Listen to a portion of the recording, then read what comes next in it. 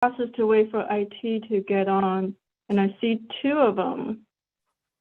Because we need them to either make us co-hosts or help us with the streaming and admitting people. Yeah.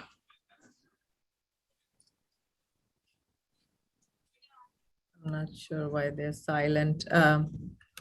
Who is supporting it from IT? I'm not sure. Rochelle set up the Zoom, but since this is a community meeting, it's not a regular commission meeting. So I don't know who's been assigned.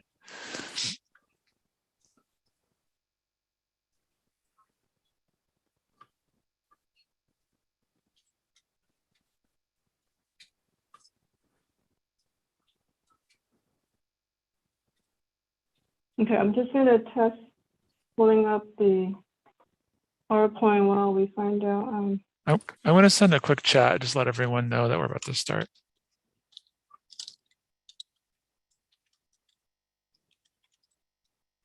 Okay, I'm just testing it.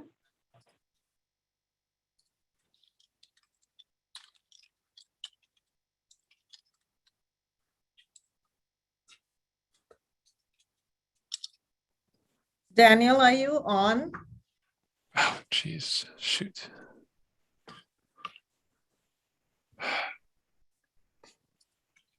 Adam, you're not muted.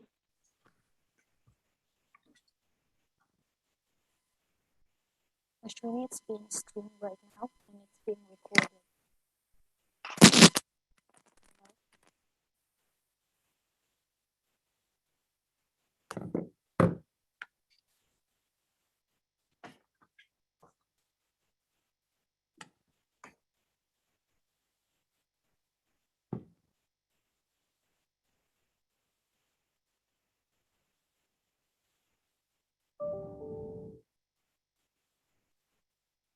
Okay, why don't we get started? What do we need to do? We need hosts. We're not hosts, so we can't do anything until we're made hosts. Okay, there's two hosts on. It's already recording, and if you have the PowerPoint, I think you can go ahead and share it. Okay, I'm doing the sharing, so.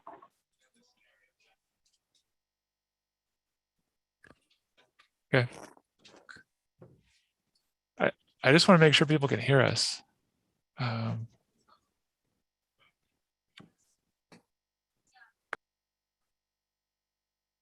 Okay, great. Rick says we can hear. All right. Okay. Sounds good. And I think you can all see it on the screen, right? Yes. Okay, great. Did we start recording? It looks like it. Yes, we are recording. Live. Yep. Okay, great. Thank you, everybody, for attending our meeting today. We're just sorting through some technical issues, so I want to welcome everyone who is in attendance. We have a brief PowerPoint today, and we really would like to hear the feedback from the community. So we'll get this started.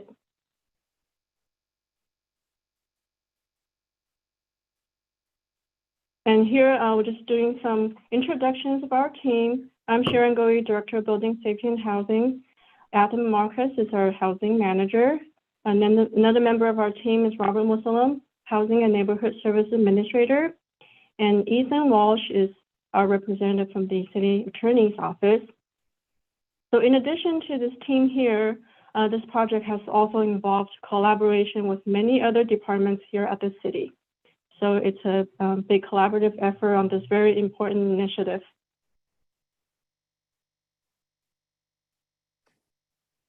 As you've seen from the postcards and the city flyers, and you might have also watched the council meeting on September 28th, the city is exploring the possible development or disposition of 3 city-owned parcels on South Main Street. And today, city staff will share some additional information about the background, legal constraints, key policies and plans, as well as pathways of development guiding principles. And then we'll look at next steps. And of course, we want to have discussion with you and have some question and answer session.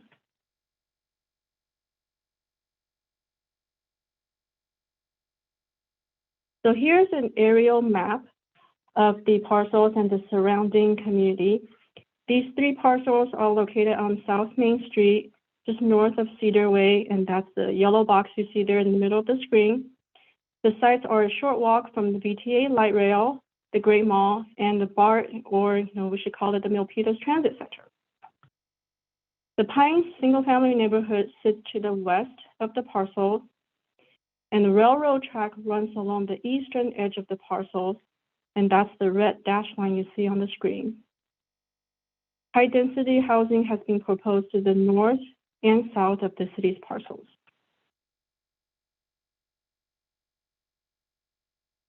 Here's a zoomed-in view of the parcels.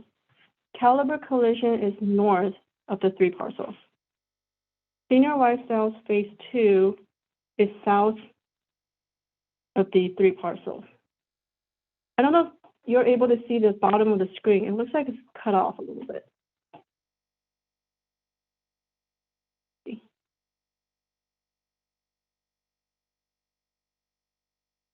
And we'll refer to the northernmost of the 3 parcels as Parcel 1. This parcel is owned by the Housing Authority of Milpitas, and Parcels 2 and 3 are owned by the city. And each of the parcels you can see is just under 1 acre.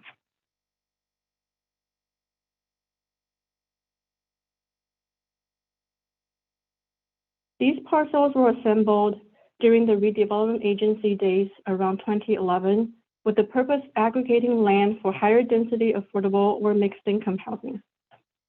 Parcel 1 is owned, as we mentioned, by the Housing Authority as the successor agency, and this parcel is subject to redevelopment agency law. At a minimum, the city has to develop or dispose of this parcel by summer 2022. And parcels 2 and 3 are owned by the city, and they are not subject to the redevelopment agency law or the time limit. And the city is exploring options that either separate or combine these parcels. There are 11 non-residential tenants and 1 residential tenant on the 3 parcels combined. And these parcels really offers a unique opportunity to develop this land that's near major transit stations.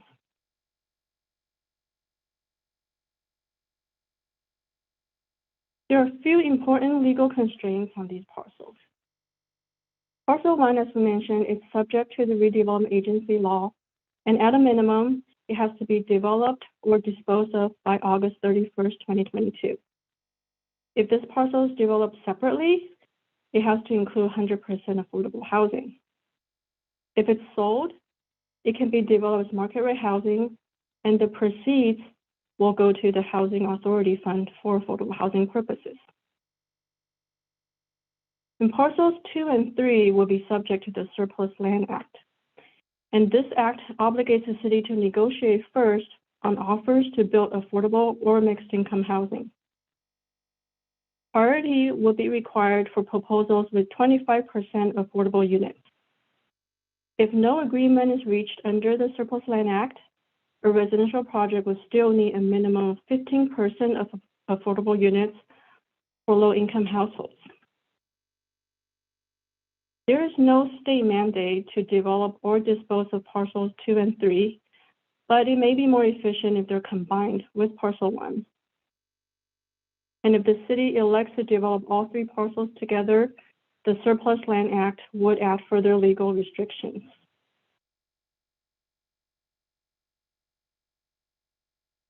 Here's a street view of the parcels in the nearby area. Currently, these sites are occupied with single-story commercial uses.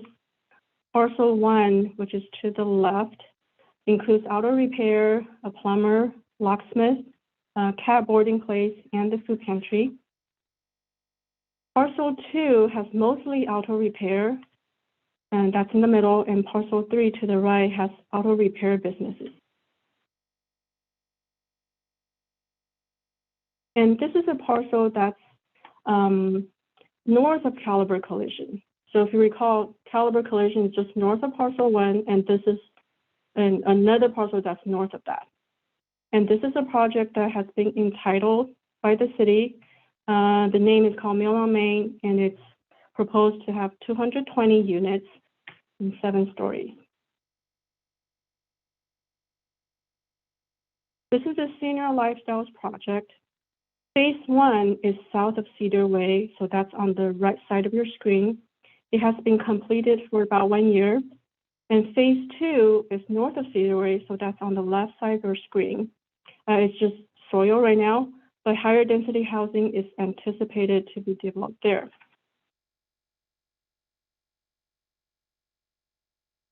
Now from here on, I'm gonna hand this off to Adam, our housing manager.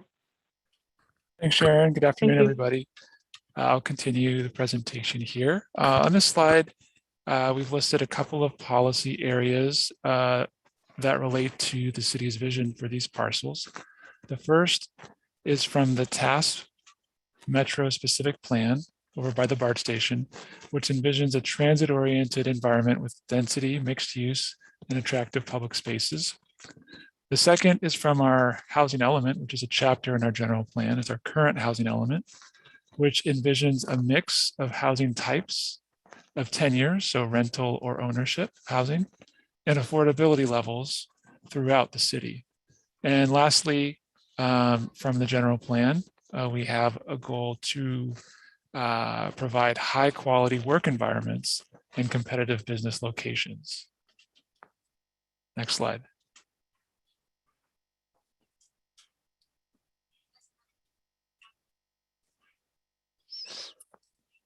On this slide, you can see the city of Milpitas' housing goals, and those are grouped up in what we call our regional housing needs allocation period. So the one that we're currently in from 2014 to 2022 has about a little bit over 3,000 new housing units as a goal, and that's at different levels of affordability, very low, low, moderate, and above moderate.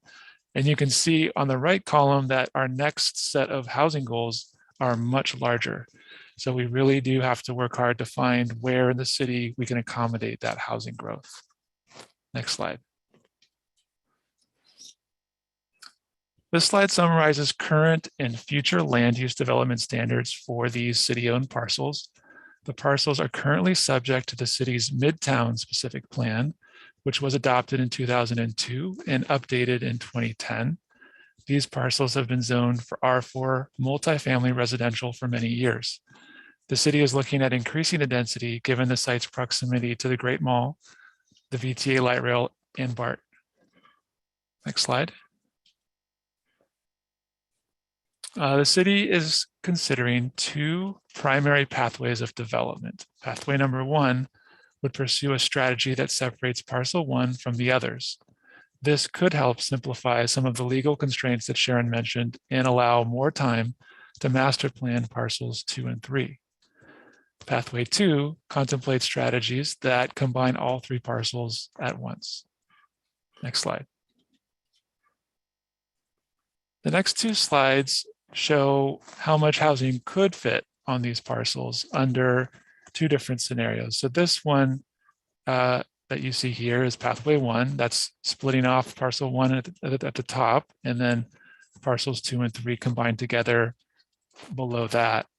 And that would yield somewhere between 250 to 260 new housing units.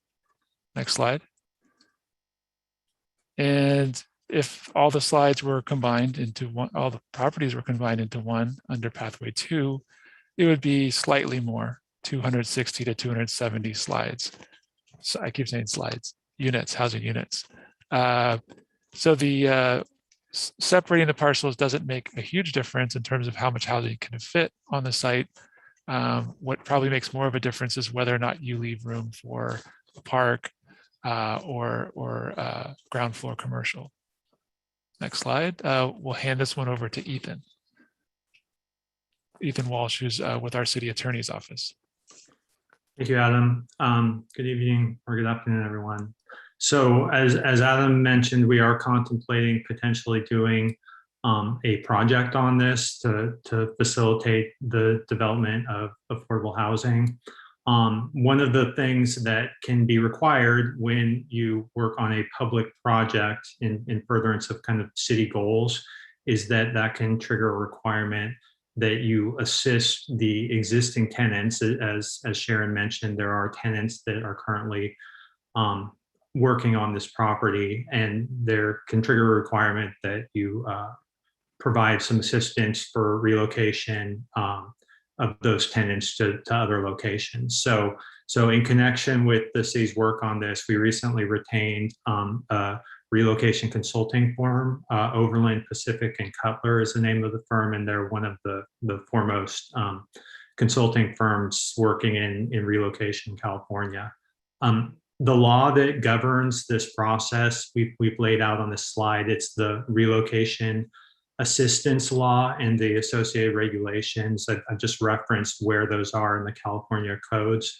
There are also federal requirements that can apply when there is a project that uses federal money or involves the federal government. But at this point, since there isn't any federal involvement, if we were to move forward with an affordable housing project on this property, we're kind of focused on the state law. So under state law, the requirement is really governed by assisting displaced persons, which includes any resident or business which is obligated to move from real property as a result of an acquisition of that property for a public use.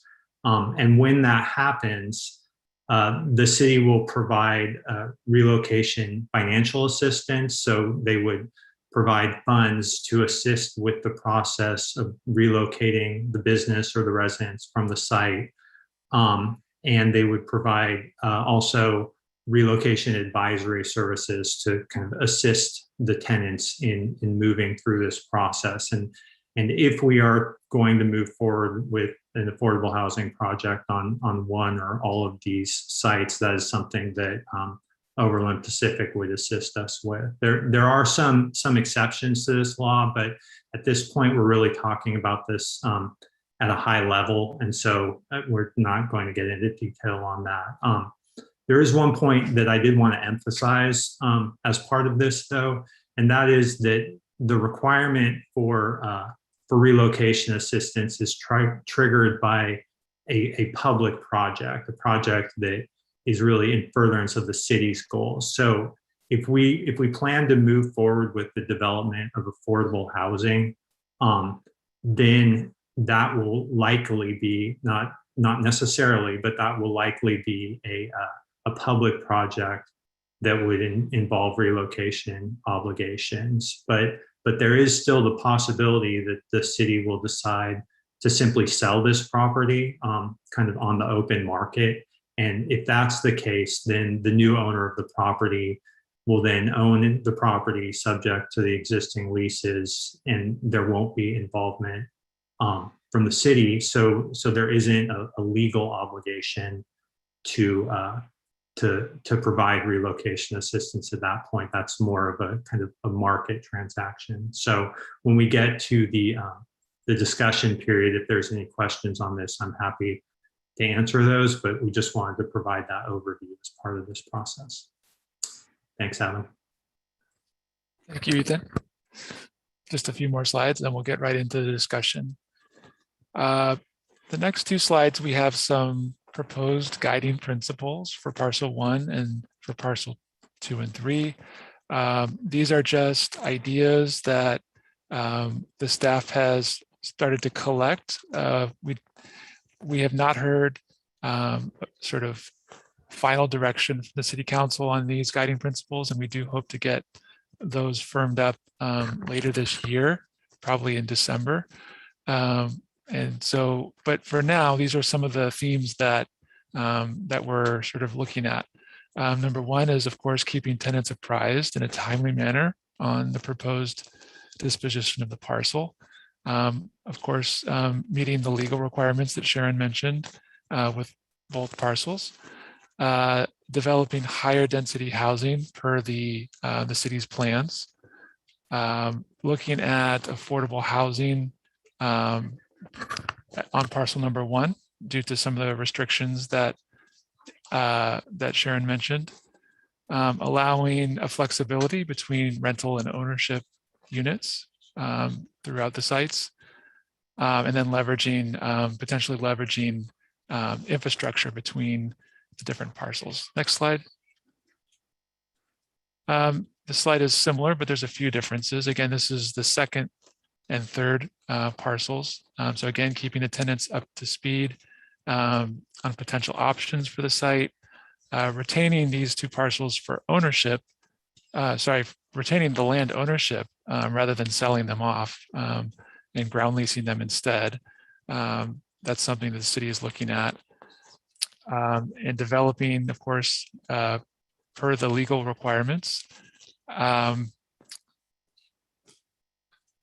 potentially looking to maximize the city's return on investment, because the city did purchase these parcels at one time, as well as creating a mix of high density, affordable and market rate housing with both rental and ownership options, and potentially providing ground floor retail and neighborhood serving activities, as well as a small park or plaza.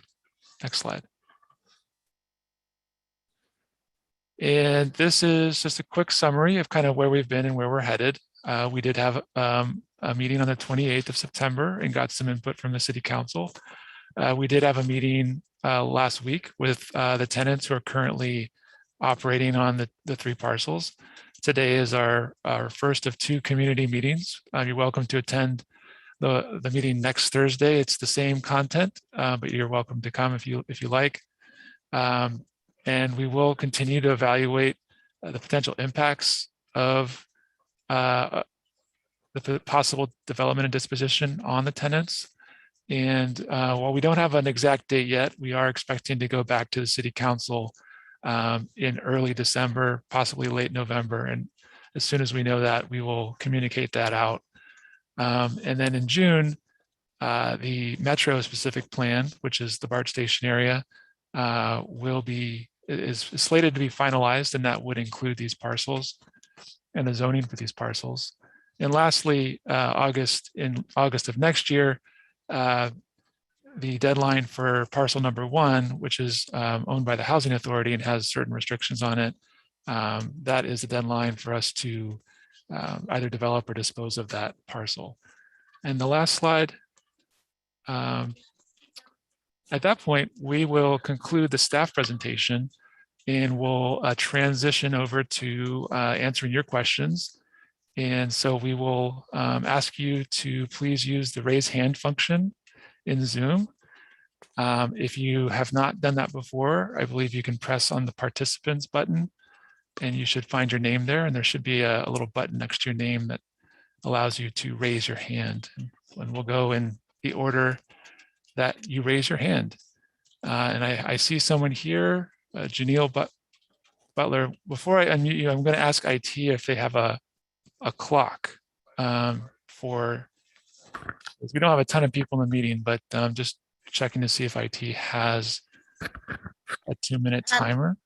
Adam, Yes. I think since this is a community meeting, and if we don't have a lot of people, I think Okay. it's okay for us to Okay. kind of just take comments. All right, sounds good. All right, with that, we will go to Janelle Butler. I'm going to unmute you.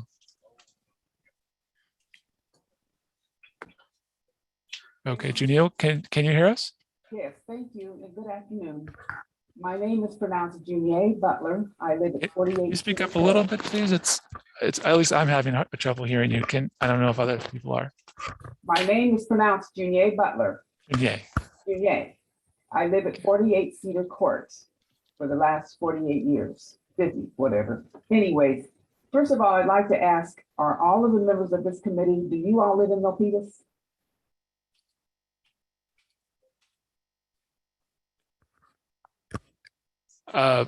I don't. The members on this panel, are you all are you residents of Milpitas? No, I am not a resident of Milpitas.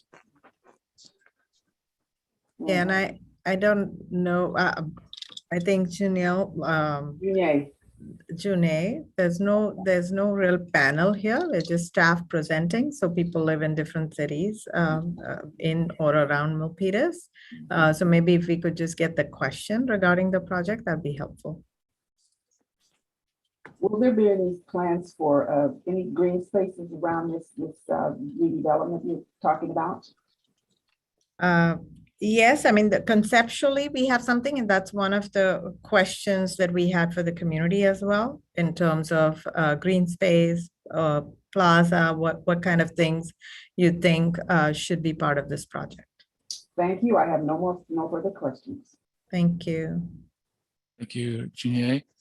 And before I call the next person, we'll go ahead. We have 3 hands, so we'll go ahead and answer those questions. But we do have some questions we prepared for you. So after we take these 3 comments, we'll go ahead and share those with you. We have 2 slides of questions. All right, next on my list is Adam Piper. I'm going to go ahead and unmute you.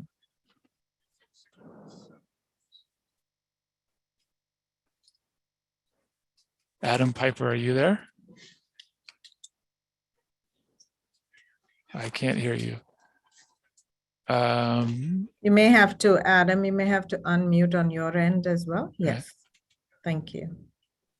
Oh, I thought it was, and it seems muted again.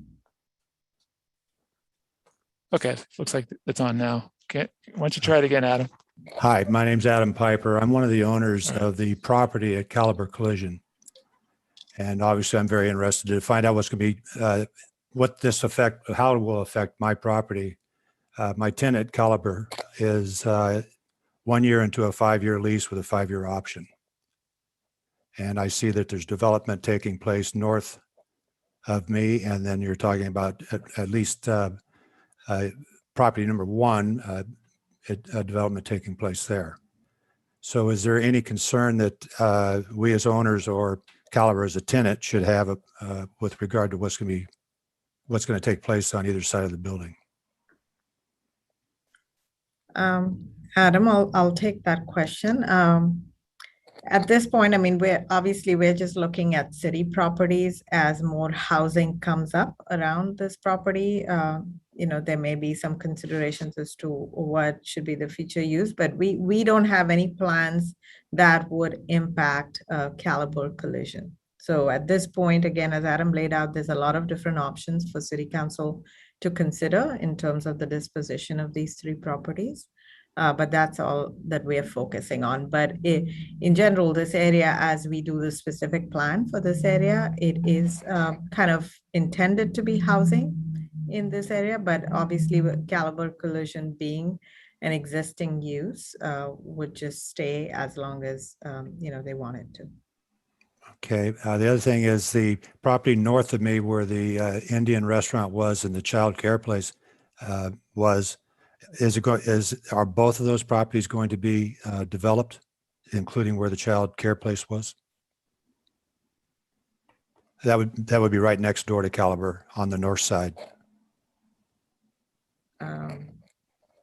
Adam or Sharon, I don't know if you can respond to that, or if we can pull up a map. Sharon, did you want to? Or do you want me to? Oh, sure, go ahead. I'll just mention that I'm not sure there has been any application the city has received. And if not, the existing use would just remain over there.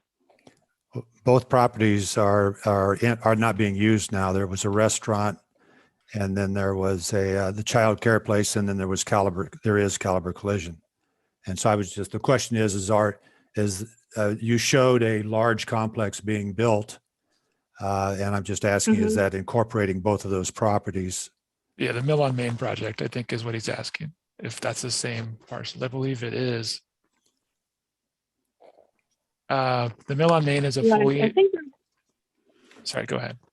Oh, go ahead. Yeah, I think it's the boundary of the Mill on Main project. Let's see if it includes the parcels you're talking about. And I think, like Adam said, it probably includes those the sites you just mentioned.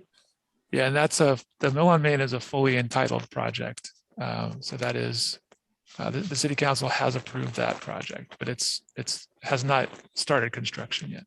Do you know when it will start constructions? Because I'd like to let my tenant know. I don't, but we can check on that to see where that is at, but I don't know at this time. All right, thank you. Okay, thank you. We'll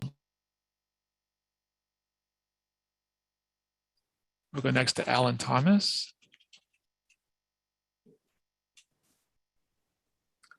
I just unmuted. Can you hear me? Yes.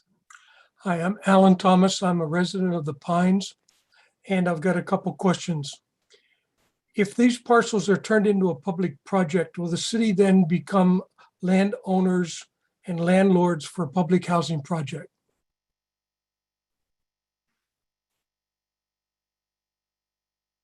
Do you want me to speak to that, Alan? Sure, go ahead. No, we would not. We would sell the property to a private developer who would develop it as affordable housing. And we would retain kind of agreements that would ensure that it's remained affordable housing, but we would not own it. Thank you. Next question. We just built a senior assisted living facility to the south of these three parcels. Is the plan for section 2 of that senior support center still in place, or will this project negate that?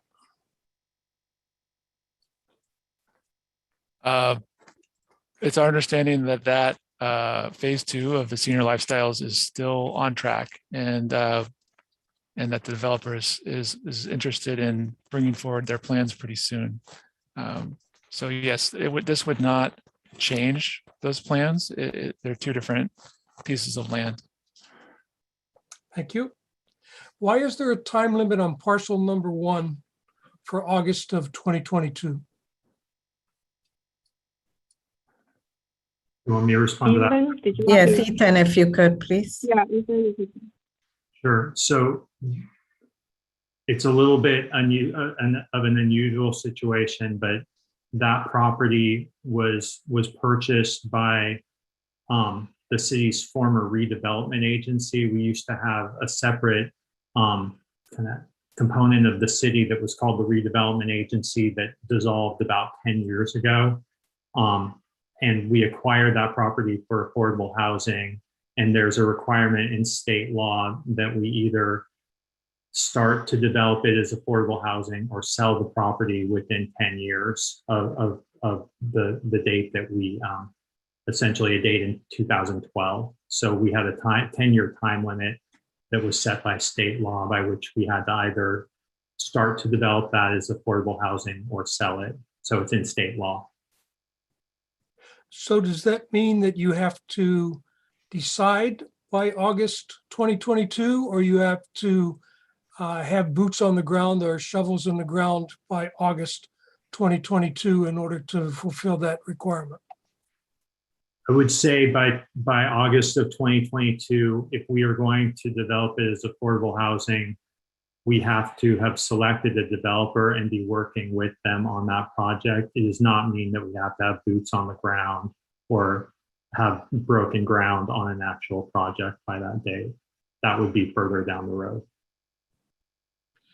With the emphasis on high density housing versus the housing in the Pines, which is single family housing, there seems to be a conflict between the use of this area. I know that the transit plan is part of the concept behind the high density, but what communication is happening specifically to the homeowners within the Pines so that they understand what's going on and can more actively participate in the decision-making process? Adam, maybe we can talk about how information about the community meetings is distributed and how we'll continue to provide information in the future to the Pines neighborhood. Sure, absolutely. The city did mail out orange postcards to everyone in the Pines, as well as the surrounding buildings to the north and south of these sites, announcing, explaining the project a little bit, but also announcing this meeting and the meeting next week. We also put out stuff on our social media outlets as well. So that's sort of for these meetings, and then ongoing as we know more, we will create a mailing list, an email list for people who want to sort of stay in touch with the project and continue to follow it. Thank you. Those are the questions I had at this time. Okay, thank you. Next we have Sinai Alexander. Hi, I'm Sinai Alexander. I live on Traver Street in Milpitas. I have a question. I think it's on slide 13 or 14. There were statistics stating the housing numbers that's needed to be met. What happens if the city doesn't meet those numbers? Good question. So the city is getting ready to update our housing element, which is a major housing plan that every city in the state has to do. And the state has to review that plan and make sure that it's an earnest plan to do all that we can to meet our goals. So really, we have to show that we're lowering the barriers to building housing and that we're doing it in the way that makes sense locally. And every city does that a little bit differently. So really, in a way, this is a plug for you and anyone who's interested to participate in the city's housing element process, which is going to start in November, or continue in November, I should say. But really, if you can show that you're doing what you need to do and what you've committed to do in your housing element, that is what you need to do. And most cities are unlikely to meet their RHNA goals because they're very ambitious and there's a lot of challenges, but the city does have to make meaningful commitments towards policy and planning to support as much housing as they can where they plan to put it. Okay, thank you. And then I also have a question, is that what does the city actually want to do? Do they want to keep something old in Milpitas, or are we going to become the new suburb or urban town like San Francisco and San Jose? Because Milpitas has lost its feel of a small town helping one another. Do we know what the decision is from all the elected officials that we have in office on what their decision is? Have they had a discussion as to what it is that they want the city to become? Thank you for your questions. And I think part of that is the discussions that happen around the general plan and specific plan, right? So it's not just about these parcels or specific projects, but it's really what is the vision for the city as a whole, as well as certain areas of the city where there is more growth happening to meet our RHNA, numbers, right? The required allocations that we do get from the state. So growth is happening in certain parts of the city, whereas other parts of the city are pretty much remaining the way they were, say, a single family residential in a lot of the areas of the city. So I think that's the overall kind of vision that the council has been providing input on as to these specific parcels. Again, we've just started the conversation with the council, but we anticipate that the decisions will be in line with the direction that's already been given on the specific plan itself, which is more, more multi-family residential for these parcels. Okay, because of parcel one being sold, my thing is the people, the business owners there, the businesses there, if you relocate them to another location, I'm thinking, how do you know that's going to be affordable for them on a month-to-month basis? So is there going to be subsidies that's going to be given to those businesses to go ahead and offset their costs that they're currently paying now? I think that's something that we would be looking at. It's not clear at this point what we're going to do with parcel one, whether we would enter into an agreement with a developer, whether we would just sell it outright and then use those proceeds towards affordable housing. So depending on what happens there, I think that's going to inform sort of the city's role on the question that you're asking. And I'll turn it over to Ethan if he wants to add anything more on that in terms of our obligations. I don't have a lot to add. I would say it does depend on what we decide to do with the property as to what our obligations are. But in the event that we do provide relocation assistance, it's along the lines of what you're talking about. It's helping them to move and some initial assistance to transition to what is likely to be, a more expensive location. So that is the type of assistance that they would receive in general terms. Okay, thank you. Thank you, Sinai. Okay, we will then go to our next hand up, which is Steve Roberts.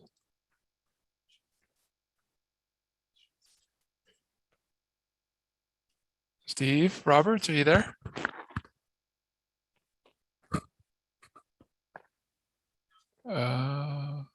Okay, I guess we can come back to Steve. Oh, I think he's okay, you're breaking up a little bit. We'll give you a second to. Oh no, we're right here. Okay. Sorry about that. I was having some technical. Okay, we can hear you. Go ahead. Okay, so I had a question about did the residents or the tenants have any say so in the decision making of this process of the plans of the city, what the city wants to do?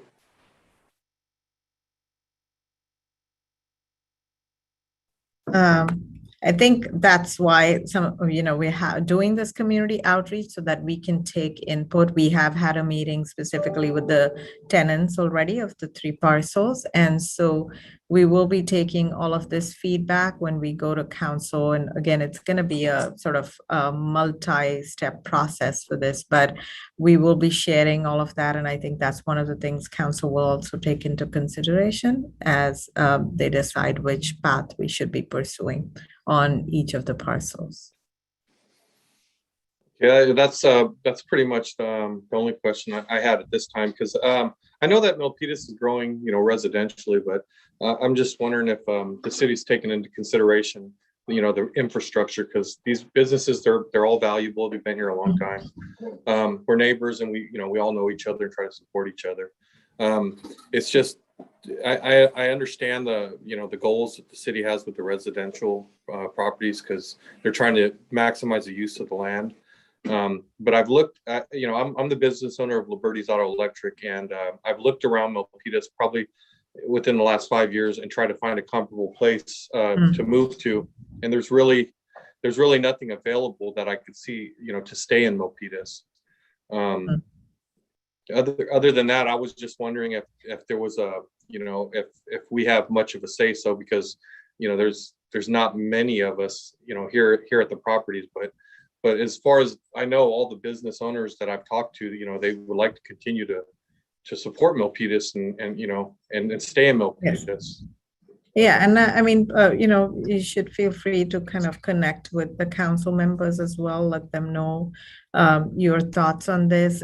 As you heard before, we do have more discretion with parcels 2 and 3, but have some time constraints on what we need to do with parcel 1. So the approach to the different parcels may end up being different as well. Okay, well, thank you so much. Since I don't have a microphone on my computer, I'm using my brother's, but he wanted, I think he had a question too, so I'm just gonna pass it over to him. He's next. Awesome. If that's okay. Sure. Yeah. Awesome. Good afternoon. My name is Rudy Duenas. I'm a longtime resident, actually a lifelong resident of Milpitas and the Pines neighborhood. And I was just wondering, has there been any consideration into the amount of traffic that will increase into the Main Street and what is this, the North Milpitas area? South Milpitas. My apologies. With the new developments with the apartments and buildings that have been built over here, I've seen a dramatic increase in traffic time, in order to get my daughter over to soccer practice or school, just in our daily travels.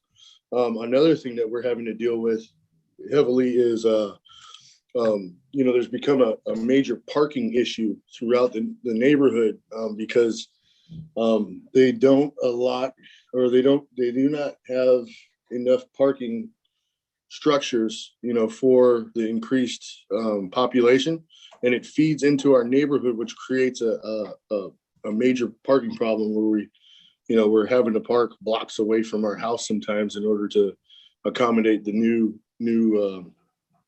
neighbors that we're acquiring.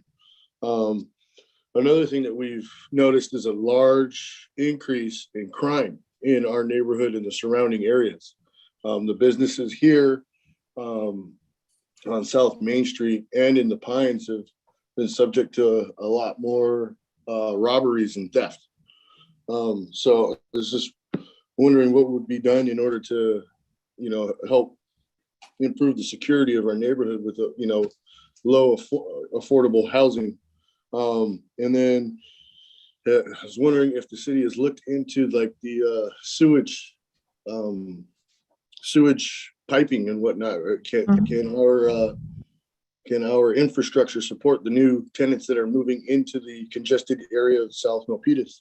I noticed that there's a lot of buildings that are coming up in and around the Pines, neighborhood, but not much is happening, throughout the remainder of the city. So it's a little bit frustrating when, we see all the mom and pop stores and buildings that we've come to know and love and depend on get run out of business or, fall subject to, the coronavirus. So I think we need to hold on tightly to the ones that have been here, tried and true. I think. Okay, maybe Steve, I'll try to address some of your questions. I know that we have a couple of other people also waiting to speak. So I'll address your questions about transportation and utilities, basically storm, sanitary sewer. So depending on what projects are going to go here, yes, they will go through a detailed review in terms of traffic, modeling, as well as the kind of the capacity. We do have kind of master plans done for, the various systems, the sewer system, the water, as well as storm, in connection with the general plan and specific plans. But each project will get that review happening depending on what the project sizes. And then with regards to your comments about crime, I mean, we'll convey your concerns to our police department, but there's nothing specific that happens, any kind of review that happens depending on the type of housing, right? So there's really nothing related to that, but I'll convey your concerns to our police department. Mm-hmm. Well, I appreciate that. I know that there was a discussion with Mayor Rich Tran. He was thinking about possibly putting a police substation over here across the street from Jerry's, I believe in parcel 3. I think that's parcel right. 2. My apologies. I think that's an excellent idea. Yes, and we actually do have kind of a planned project in the future at some point for a small substation in that whole metro area. So whether it goes on this side or somewhere in that area, but there is a substation planned in the future. Yeah. Okay. Excellent. And then one last question that I had was, I know that there's talks about possibly selling parcels 2 and 3.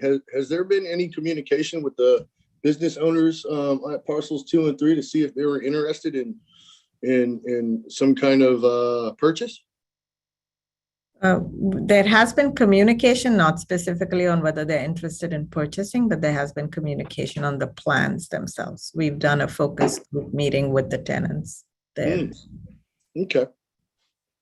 Awesome. I appreciate your time and thank you so much for your input. Sure. I hope you'll bring my points to the council meetings. Thank you. Thank you, Rudy. Okay, we'll go. We have 2 more hands up. Actually 3 now. I see 3. So we'll go next to Steve Roberts. Adam, I think Steve spoke. Oh, sorry. Steve and his brother just spoke. Oh, okay. Sorry about that. I think he might have left his hand up. All right, so I think the next one is Mavid Mcclay.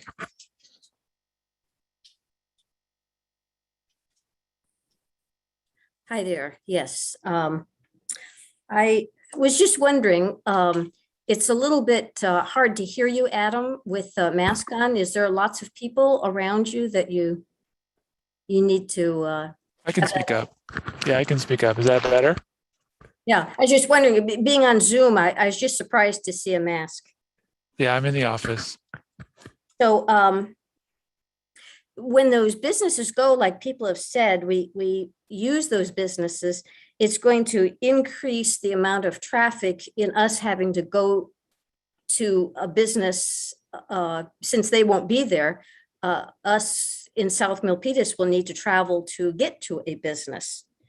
Them, if they can be somewhere in the area, but I was just surprised that you're taking away businesses that pay taxes and all that kind of thing and putting housing that costs a lot to keep up. Yeah, okay, so I'll do another one then if you don't have any response. So yes, parking has been a real problem here in South Milpitas. And it seems that the new developments aren't given even 2 parking spots per, like 1.5 at the very most. And one over on one of the courts by the BART is getting less than 1 per. So it really impacts the rest of us in South Milpitas. Is there any way that we can have an idea as to how much parking you will give per unit? I can answer that. A lot of that is going to be addressed in the what's called the Metro Specific Plan. It used to be called the Transit Area Specific Plan, and that's changing into the Metro Specific Plan. And these parcels are going to be added into that plan. So that's really the area where those standards would be solidified. And so I think that's, that would probably be the place to discuss. And then each individual project to some extent has, it varies the amount of parking that developer asks for. There are state laws that allow developers, for example, to lower their parking, and to some extent they can do that depending on the project and the conditions, and whether they're using, for example, the density bonus law, which is a state law. So some of it is based on the plan itself, and some of it is on a project by project basis. So what kind of levels is it in those different situations? I think there was a slide earlier that we looked at. I don't know if you were in the meeting, but that did have some initial parking proposals, which are lower than 2 spaces per unit. Again, this is not set in stone. This is still a plan that is in draft form. So, I don't want to say that this is what's going to be, but I will say that because these sites are so close to the BART station, there is, there is some case for lowering the amount of parking that's needed. But as to what's the right number for any individual project, I can't answer that one. That really depends. It's really context specific. Well, BART doesn't take people to the grocery store, and BART doesn't take people to the doctor. So the actuality of what happens, unless you're basically a homeless person, the 0.5 does not work for people who actually have a job and a life. I just am very disappointed that you would even consider that. Mavid, I think, that's a very fair point that everybody, kind of understands. We are still pretty dependent on cars. This is part of the transition to, kind of be near transit, but one of the other things we're also looking at, hoping to go to council soon with, is a pilot program that would be a sort of a ride share, mobile app-based ride share. Oh, that yeah, would I've take seen you- that, but for Right. someone to take their little kids to the Yes. doctor, or Yes. when they're a working person, those ride share, I have a friend who's blind that uses the ride share, and she basically has to dedicate the day because she has to give them a window of time. Not that system. So this is a new Oh, model. yes, it's a different system, but still, using those kinds of systems, when you're a working person with family, they are still a lot of time in waiting for the vehicle, waiting for it on each end, and trying to balance groceries or whatever it is that's. Right. It's not a very easy way of doing things. It's not, Yes. it's not something people choose to do.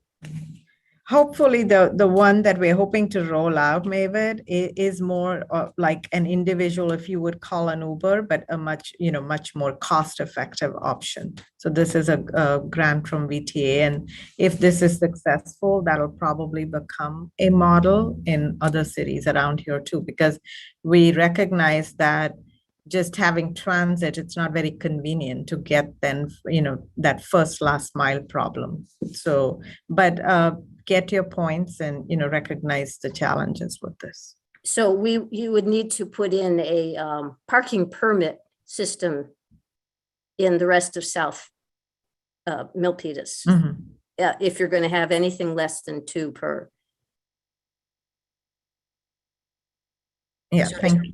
Yeah. So Thank you. I was also wondering, you said that the plans for the Indian restaurant that was closed years ago are already made. What are the plans for that location? Yeah, there's we have a picture of that earlier in the slide deck. It is a multifamily housing development that was entitled a few years ago, approved by the city council. It's, yeah, Sharon's pulling up. So it's it's called the Mill on Main. And that is, I believe, on the same site that you're describing. And why hasn't it gotten started? That property is starting to look pretty dilapidated after so many years of not being touched. They just redid their parking lot before it got closed down. It was a wonderful restaurant and childcare that lots of people used. Yeah. The development has been really affected by the economy and by COVID. This was long before COVID that was emptied, abandoned. Yeah, I can't speak to why the restaurant went out of business, but in terms of the. Oh, they were told they had to close. Yeah. Well, okay, yeah. One last one is we're asked to reduce our water use, yet we're putting in thousands of new residents. How come there's water for all these new residents when we're being asked to cut back on our usage in California?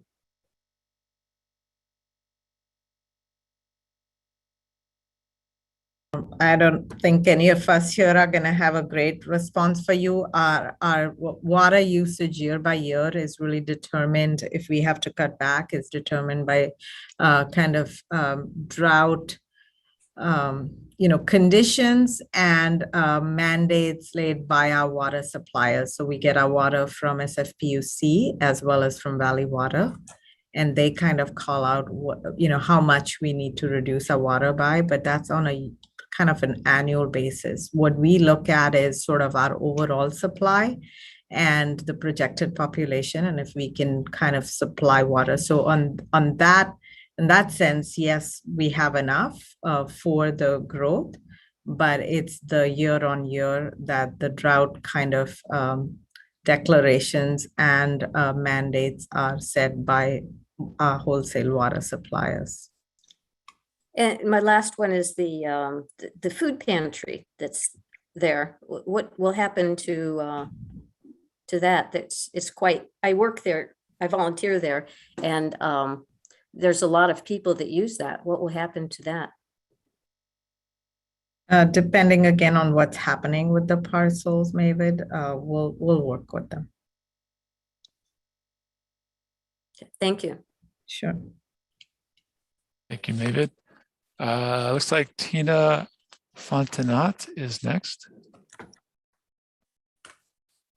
Yes, hello, thank you.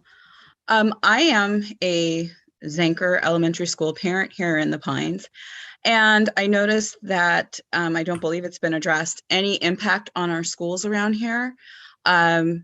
We have Zenker, and then we have Matos, which is not even finished, and you keep adding family housing on this side of town, and yet our schools are kind of busting at the seams. Zenker still absorbs students that should be going to Matos, and it's a little bit, the population's a little bit decreased right now because of the pandemic, but these kids are going to return back to campus, and the more housing you add, I'm concerned about the impact on our schools on this side of town, okay, and how we're going to accommodate those children.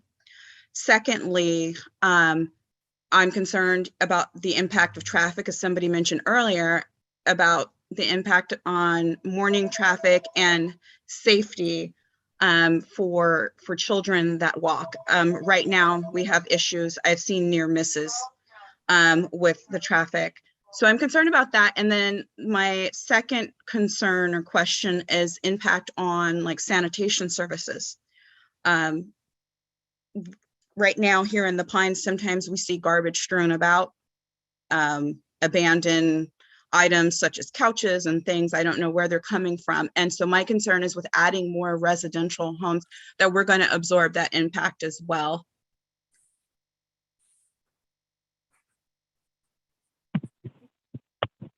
Thank you. Thank you for those comments. I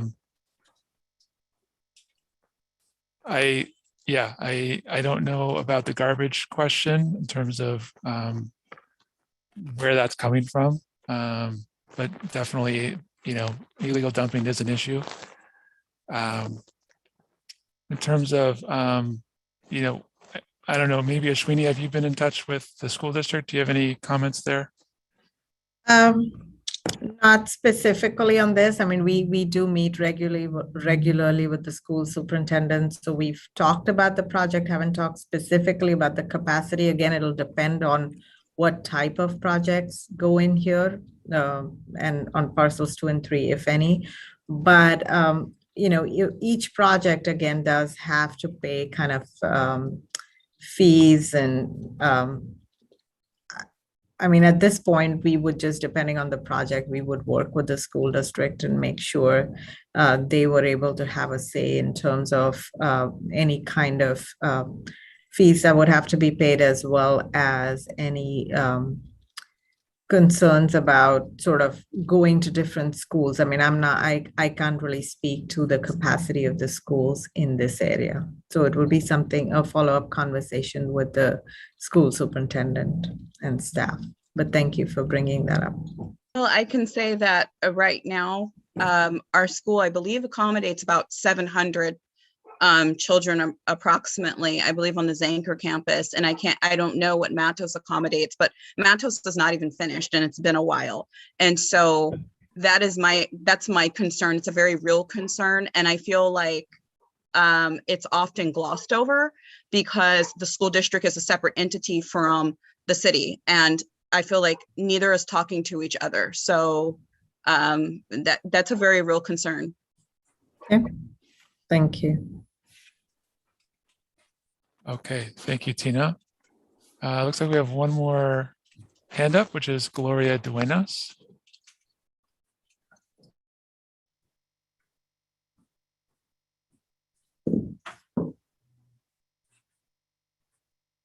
Gloria, are you there?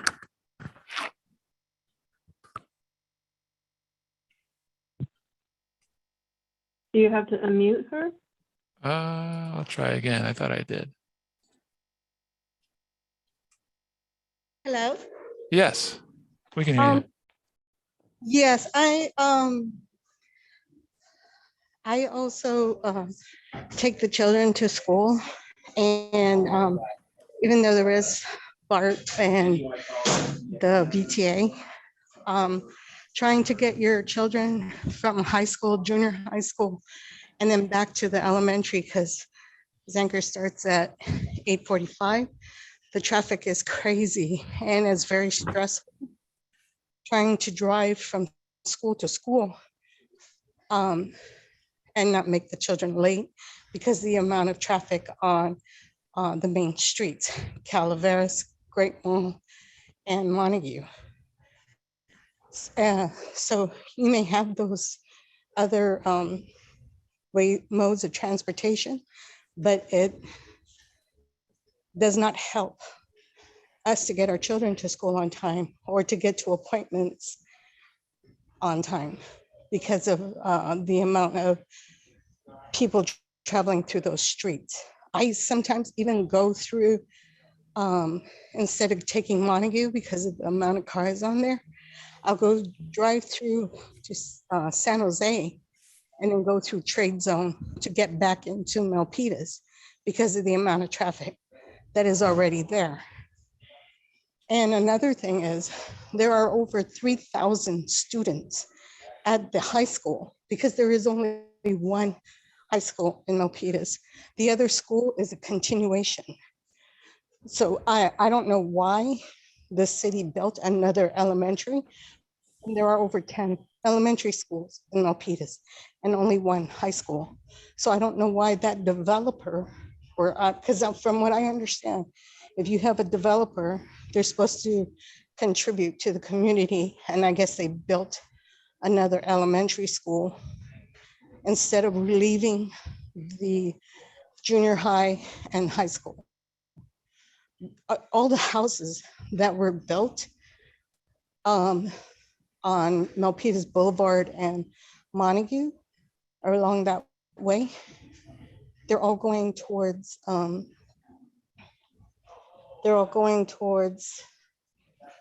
the junior high and the high school.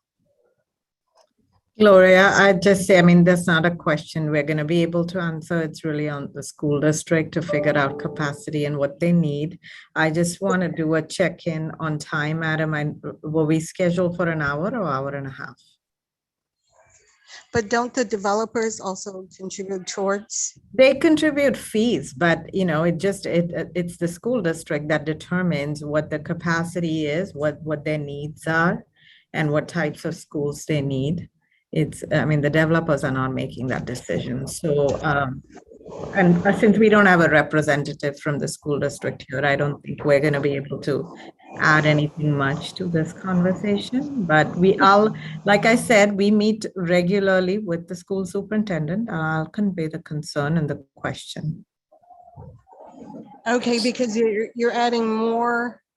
I don't understand. When I was going to high school, there was the two high schools there. And then one they turned into a continuation. And now that there's thousands of more units, there's only one high school. Yes. And from what I understand, Milpitas had added 40,000 or 70,000 units when they demolished the businesses on Milpitas Boulevard and on Montague Expressway. How many units were added then? So I don't understand why Milpitas is behind on housing units when we see all those buildings that were added already. I mean, how many are you supposed to build? 70,000 a year? Because I think Milpitas has grown tremendously just from those units. And they're all on one side of Milpitas, which is making congestion difficult for us. And sometimes it's very difficult to get home when like Great Mall has Black Friday or a special sale, because I live in the Pines and the Great Mall Parkway there are people trying to get into the mall, and now in Montague, they're trying to get to the mall. And I'm just trying to get home, but I can't get home because of all the traffic. And VTA and BART does not help that Okay. situation at all. Gloria, we're gonna have to move on. There's other people waiting to talk and we're already over the time. So we do get your concerns. And again, like I said, I'll convey the school concern and the traffic piece. We understand. I mean, there's a lot of similar concerns about the traffic. So we noted, your point is noted. If we could move on to the next. But it's the traffic, it's the not enough junior high or high school. Mhm. Why is there Yeah. only, why are all those buildings, they're all going towards Rancho Middle School, right? Yes.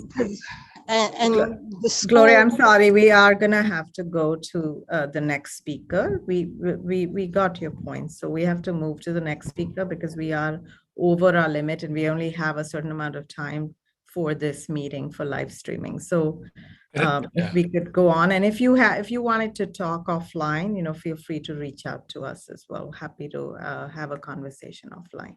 Yeah, and we're taking notes, so don't worry.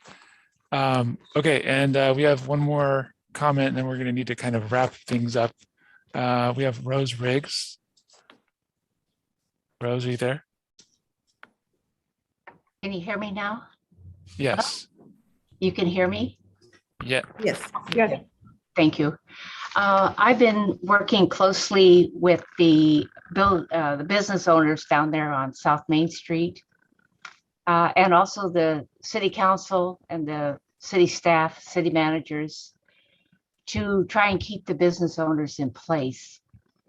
As far as parcel number 1, I'm wondering whether or not that couldn't be negotiated, where you folks could find a different piece of property here in town and make a swap and leave parcel number 1 intact. And then the mandate that you have to build these affordable homes could be on the new property that you've swapped out. And because we'll have the business owners, and then you have all these apartments and condos, and this is all on a commercial street where thousands of cars are going up and down all day, weekends, and the business owners rely on that, where if they move 1 block over, they'll be in obscurity and the traffic isn't going to see them.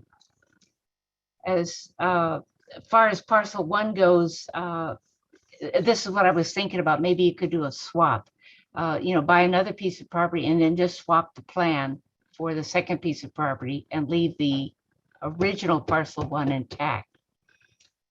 But the other thought was with regards to the business owners, I also would like to see you move them to parcel 2 and 3, because there's something like 9 vacancies over there with room to add on. And have them move, for the same rents, same conditions, the same everything across, so they stay in business. It'll be easy enough to do as far as the city goes. As far as I could see it, it wouldn't be a big expensive move, and the property is available, which is parcel 2 and 3. And I'd like to see the city keep it as a piece of property the city actually owns. It's just too valuable to give up. And I don't know what valuable is, so but it's just too valuable just to give up and sell it off. It should remain businesses. We need to develop the business end of things down here. The police substation was brought up in our conversations too, and we'd like to see one of the units as the police substation, and it would be, seen by anybody that drove by, and it would reduce crime and the homeless population and everybody that's coming in and breaking into stuff. That would really be helpful to us.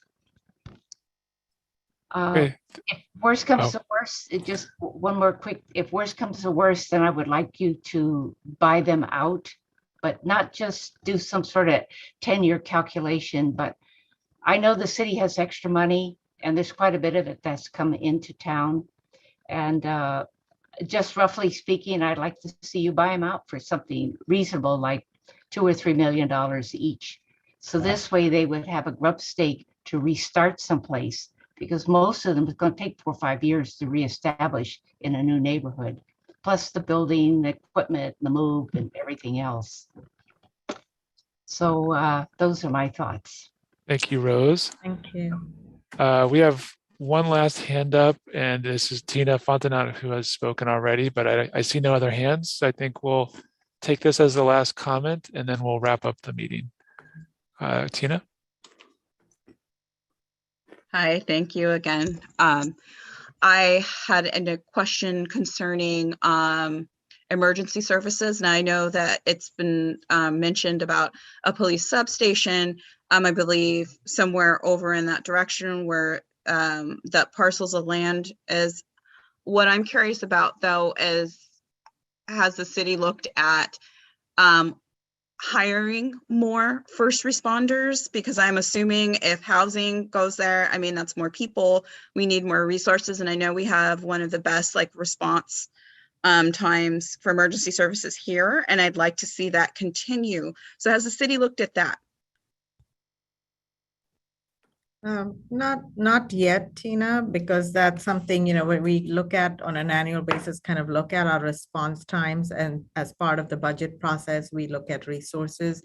Again, we don't know what types of projects are going to go here. So depending on what's planned, that's something we would look at again as part of our ongoing sort of budget process, where we look at our metrics and then look at resources required.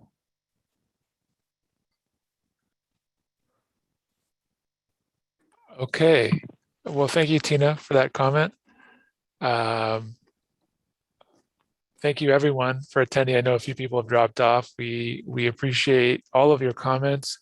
And we have been taking detailed notes, so we'll be making sure to summarize this for our city council. And for those of you who are interested, we will be hosting another one of these meetings next Thursday evening at 6 p.m. It'll be same format, same presentation. So feel free to join or tell someone else who wasn't able to come today, if maybe they're at work. Feel free to pass the word on if you know of someone else who would like to also participate. And I'll pause there to see if any of the staff have anything else to say before we close the meeting. No, just thank you, everyone, Adam, for your time and for your input. Adam, we do have that. Sorry, we have that contact slide at the end. Do you want me to pull that up? Sure. Yeah, thank you, Sharon. If you have questions, Sharon's going to be pulling up a slide with contact information so that you can keep in touch with us.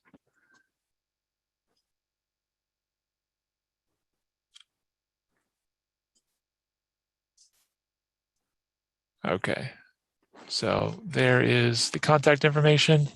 Thank you again, everyone, for coming, and have a good afternoon.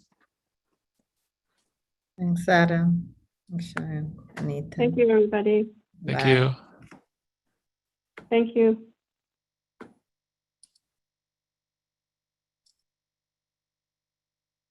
Okay. All right, I'm going to leave the, all right.